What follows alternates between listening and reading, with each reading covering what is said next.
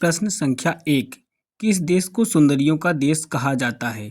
Option A England, option B Finland, option C New Zealand और option D Switzerland.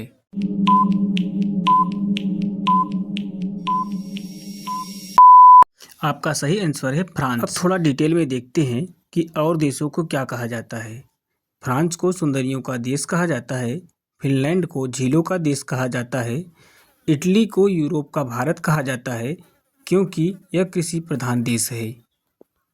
Italy में किस नदी को गंगा कहा जाता है? ऑप्शन ए वोल्गा नदी, ऑप्शन बी पो नदी, ऑप्शन सी डान नदी और ऑप्शन डी इनमें से कोई नहीं।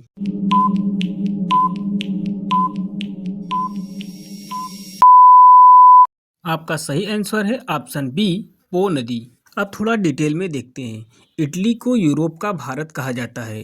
अगर इटली को यूरोप का भारत कहा जाता है तो इसका मतलब यह हुआ कि भारत की तरह एक नदी ऐसा भी होना चाहिए इटली में जो मैदानी इलाकों में ज़मीन को उपजाऊ बनाए।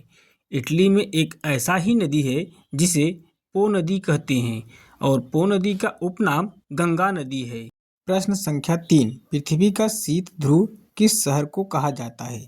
Option A Canada, option B Saint Louis नगर, ऑप्शन सी बेरखोयान्स्क और ऑप्शन डी इनमें से कोई नहीं।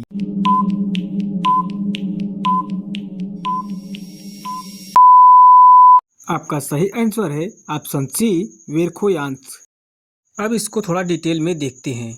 बेरखोयान्स्क रूस के साइबेरिया में स्थित दुनिया के सबसे ठंडे बसे हुए शहरों में से एक है जो उत्तरी शीत ध्रुव कहलाता है। यहाँ का न्यूनतम तापमान -59 डिग्री 2010 में रिकॉर्ड किया गया है।